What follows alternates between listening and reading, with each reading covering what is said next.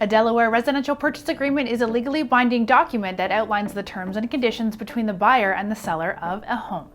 In this video, we'll cover how a residential purchase agreement works, legal requirements in Delaware, and what you need to create one. We're eForms, the biggest online database for legal documents. Stick around and we'll show you where you can find an official residential purchase agreement specific to Delaware. First, let's review. How does a residential purchase agreement exactly work? A residential purchase agreement acts much like an offer letter from a prospective buyer to the seller of a home. It lists the purchase price, financing plan, closing date, and any other important details about the transaction.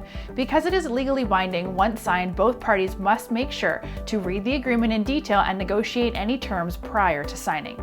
Speaking of what you should do prior to signing, let's take a look at the legal requirements in Delaware.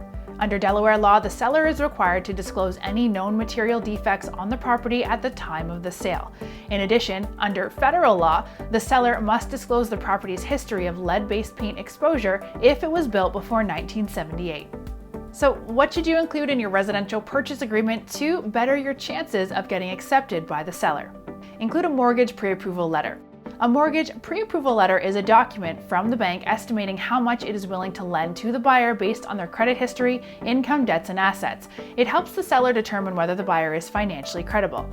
Offer an earnest money deposit. An earnest money deposit is a percentage of the offer and provided to the seller as a show of good faith. It is written into the residential purchase agreement and typically delivered when the agreement is signed. Use an addendum to modify or add to the agreement. An addendum is often included with a residential purchase agreement to add to or amend any terms and conditions. It can also detail a contingency which allows either party to opt out of the contract if certain terms are not met. If you're in need of an official Delaware residential purchase agreement, you can get started by clicking the link right here. Also, hit that subscribe button for more videos to help you simplify the legal process for everything ranging from buying or selling a house to making a will.